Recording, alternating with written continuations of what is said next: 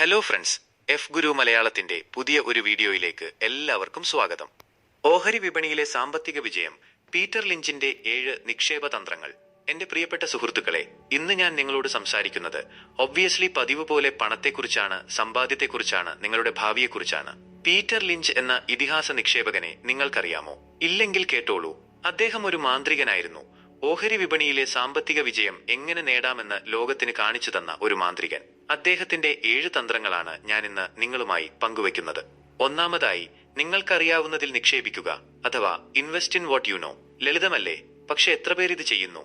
നമ്മൾ പലപ്പോഴും കേട്ടുകേൾവിയില്ലാത്ത കമ്പനികളിൽ പണം നിക്ഷേപിക്കുന്നു. വിവരമില്ലാതെ ആരെങ്കിലും പറഞ്ഞു എന്ന് വിചാരിച്ച് ഉടനെ ചാടികേറി നിക്ഷേപം നടത്തുന്നു. പക്ഷേ ലിഞ്ച് പറയുന്നത് എന്താണ്? നിങ്ങൾ ദിവസവും കാണുന്ന, ഉപയോഗിക്കുന്ന ഉൽപ്പന്നങ്ങളെക്കുറിച്ച് ചിന്തിക്കുക. നിങ്ങൾ സ്ഥിരമായി പോകുന്ന ഒരു കടയിൽ നല്ല തിരക്കുണ്ടായിരിക്കും, അല്ലെങ്കിൽ ഒരു പുതിയ ഉൽപ്പന്നം വിപണിയിൽ തരംഗമായിരിക്കാം. അവിടെ തുടങ്ങട്ടെ നിങ്ങളുടെ നിരീക്ഷണം. എന്തുകൊണ്ട് ആ കടയിൽ തിരക്കുണ്ട്? എന്തുകൊണ്ട് ആ ഉൽപ്പന്നം ഇത്രയും പ്രചാരം നേടുന്നു? ഒരു നിക്ഷേപകന്റെ കണ്ണിലൂടെ ആ സ്ഥാപനത്തെയും ഉൽപ്പന്നത്തെയും വിലയിരുത്തുക. ഒരുപക്ഷെ നിങ്ങളുടെ അടുത്ത നിക്ഷേപം അവിടെയായിരിക്കും. ഇത് ഓഹരി വിപണിയിൽ മാത്രമല്ല, എല്ലാ നിക്ഷേപങ്ങൾക്കും ഉപകാരപ്രദമായ ഉപദേശമാണ്. അങ്ങനെയെങ്കിൽ നമുക്ക് പല പോൺസി സ്കീമുകളിൽ അകപ്പെടുന്നതിൽ നിന്നും രക്ഷപ്പെടാൻ സാധിക്കും. രണ്ടാമതായി, അടിത്തറ ശക്തമാക്കുക, അഥവാ കണ്ടക്ട് ഫണ്ടമെന്റൽ അനാലിസിസ്.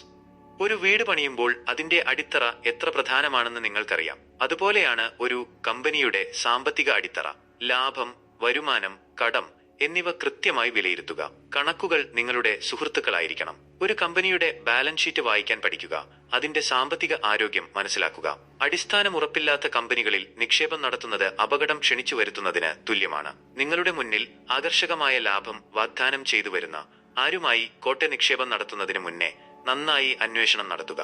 മൂന്നാമതായി, സമയം നിങ്ങളുടെ ആയുധമാണ്, അഥവാ invest for the long term. ക്ഷമയോടെ കാത്തിരിക്കുക. സമയം നിങ്ങൾക്ക് പ്രതിഫലം നൽകും. ഓഹരി വിപണി ഒരു മാരത്തൺ പോലെയാണ്, ഓട്ടമത്സരം പോലെയല്ല. ഹ്രസ്വകാല ലാഭത്തിനു വേണ്ടി നിങ്ങളുടെ ഓഹരികൾ വിൽക്കാതിരിക്കുക. ദീർഘകാലത്തിൽ നിങ്ങളുടെ ക്ഷമയുടെ ഫലം നിങ്ങൾക്ക് ലഭിക്കും. ഓഹരികൾ വാങ്ങുകയും വിൽക്കുകയും ചെയ്യുന്നത് ഒരു ചൂതാട്ടമായി കാണരുത്. നിക്ഷേപം ഒരു ദീർഘകാല പ്രക്രിയയാണ്. അതിന് ക്ഷമയും വിവേകവും ആവശ്യമാണ്. വ്യക്തമായ ലക്ഷ്യങ്ങൾ നിർണയിച്ച് നിക്ഷേപം നടത്തുക. നാലാമതായി, വിപണിയിലെ ചാഞ്ചാട്ടങ്ങൾ അവഗണിക്കുക, അഥവാ അവോയ്ഡ് മാർക്കറ്റ് ടൈമിംഗ്. വിപണിയിലെ ഉയർച്ച താഴ്ചകൾ സ്വാഭാവികമാണ്. കടൽ പോലെയാണ് വിപണി. അതിലെ ഓളങ്ങളെ പേടിച്ച് കരയിലിരിക്കരുത്. നിങ്ങളുടെ ലക്ഷ്യം ദീർഘകാല വളർച്ചയായിരിക്കണം. ഹ്രസ്വകാല ഇടിവുകൾ നിങ്ങളെ ഭയപ്പെടുത്തരുത്. ഒരു നല്ല കമ്പനിയിൽ വിശ്വാസമുണ്ടെങ്കിൽ ക്ഷമയോടെ കാത്തിരിക്കുക. കാലം നിങ്ങൾക്ക് അതിന്റെ മൂല്യം തെളിയിച്ചു തരും. അതിനാൽ മാർക്കറ്റ് താഴുന്നതും കാത്തിരിക്കാതെ മൂല്യമുള്ള കമ്പനികളിൽ നിക്ഷേപം തുടർന്നുകൊണ്ടിരിക്കുക. SIP method അനുവർത്തിക്കാവുന്നതാണ്. അഞ്ചാമതായി, വളർച്ചയുടെ വാഗ്ദാനങ്ങളെ കണ്ടെത്തുക, അഥവാ സീക്ക് ഗ്രോത്ത് ഓപ്പർച്യൂണിറ്റീസ്. നാളെ എന്തായിരിക്കും കമ്പനി എന്ന് പ്രവചനാത്മകമായി കണ്ടുകൊണ്ട് ഇന്ന് അതിൽ നിക്ഷേപം നടത്തുക. വേഗത്തിൽ വളരുന്ന കമ്പനികളിൽ നിക്ഷേപം നടത്തുക. പുതിയ സാങ്കേതിക വിദ്യ, പുതിയ വിപണികൾ എന്നിവയിൽ ശ്രദ്ധിക്കുക. ഭാവിയിൽ വലിയ വളർച്ച നേടാൻ സാധ്യതയുള്ള കമ്പനികളെ കണ്ടെത്തുക. അവരുടെ തുടക്കത്തിൽ തന്നെ നിക്ഷേപം നടത്തുക. അവരുടെ വളർച്ചയുടെ ഭാഗമാകുക. ദീർഘവീക്ഷണം, നിരന്തരമായ വിപണിയുടെ മനസ്സിലാക്കൽ എന്നിവ ഏതൊരു നിക്ഷേപകന്റെയും ഒഴിച്ചുകൂടാനാകാത്ത കടമയാണ്. ആറാമതായി, വൈവിധ്യവൽക്കരിക്കുക, പക്ഷേ അമിതമാക്കരുത്, അഥവാ ഡൈവേഴ്സിഫൈ ബട്ട് നോട്ട് എക്സസീവ്ലി. എല്ലാ മുട്ടകളും ഒരു കൊട്ടയിൽ മാത്രം വയ്ക്കാതിരിക്കുക. നിങ്ങളുടെ നിക്ഷേപം പല മേഖലകളിൽ വ്യാപിപ്പിക്കുക.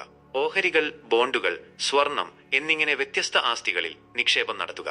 ഒരേ മേഖലയിൽ മാത്രം നിക്ഷേപം നടത്തുന്നത് അപകടകരമാണ്. വൈവിധ്യവൽക്കരണം നിങ്ങളുടെ പോർട്ട്ഫോളിയോയെ സംരക്ഷിക്കും. എന്നാൽ ഓർക്കുക, ഓവറായിട്ടുള്ള വൈവിധ്യവൽക്കരണം പ്രയോജനം ചെയ്യില്ല. ഏഴാമതായി, തെറ്റുകൾ പാഠങ്ങളാണ്. തെറ്റുകളിൽ നിന്നും പാഠം പഠിക്കുക, അഥവാ ലേൺ ഫ്രം മിസ്റ്റേക്സ്. ഓരോ വീഴ്ചയും ഒരു പുതിയ പാഠമാണ്. നിക്ഷേപത്തിൽ തെറ്റുകൾ സംഭവിക്കാം.